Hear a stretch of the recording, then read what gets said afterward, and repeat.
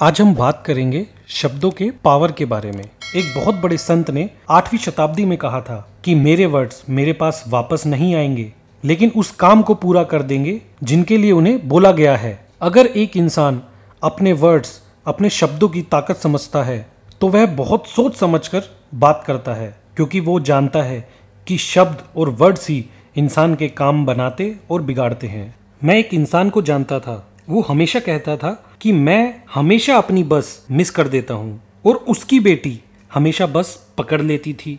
ऐसा बहुत सालों तक चलता रहा। दोनों ने अपने अपने रूल बना लिए, एक ने फेल होने का और एक ने कामयाब होने का। इसको बोलते हैं साइकोलॉजी ऑफ सुपरस्टिशियस, मतलब अंधविश्वास की मनोवृत्ति।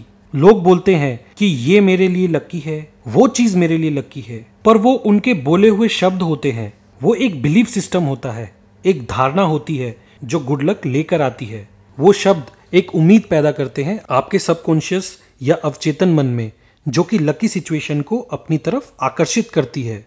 मेरा एक दोस्त था, वो एक गली को क्रॉस करने में डरता था, तो वो एक पत्थर हाथ में उठा लेता था और फिर गली को क्रॉस करता था। बहुत टाइम तक ऐसा ही चलता रहा। वो पत्थर गली के इस कोने से उस कोने पर रखा रहता, पर कभी काम नहीं आया। और सबसे इंटरेस्टिंग बात कि बाकी सब उस गली को आराम से क्रॉस कर लेते थे। पता है, उस पत्थर को हाथ लगाते ही वो जोश में भर जाता था और उसकी उम्मीद जाग जाती थी।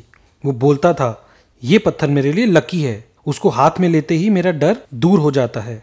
देखो, अब पत्थर भी लकी होने लगे। वो पत्थर लकी नहीं था, उसकी आशा, उसकी होप आस्था में बदल गई। Now his hope become faith, और वो आराम से उस गली को क्रॉस कर लेता था। जैसे बिल्ली रास्ता काट जाती है तो कुछ गड़बड़ होती है।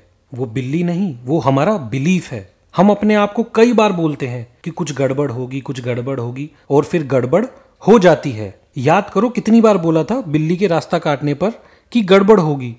किसी ने बोला है, करेज कंटेन्स जीनियस एंड मैजिक, मतलब साहस में ही प्रतिभा और जादू है। इसका मतलब डर से ही गड़बड़ होती है, बिल्ली से नहीं। वो चली गई और जहां डरना छोड़ दिया वहां सफलता मिलेगी। एक पुरानी कहावत है कि इंसान को अपने शब्द सिर्फ 3 चीजों के लिए यूज करने चाहिए, और वो है हील, ब्लेस और प्रॉस्पर। मतलब किसी को ठीक करने के लिए, दुआ देने के लिए और समृद्धि के लिए। क्योंकि इंसान जो दूसरों के लिए बोलता है, दूसरों के लिए दुआ करता है, वो अपने लिए भी कामना करता है। एक बहुत पुरानी कहावत है, अभिशाप मुर्गियों की तरह घर में घूमने आते हैं। जहां आपने दाना डाला, जहां आप अभिशाप बोलते हुए पाए गए, वो वहीं रुक जाते हैं।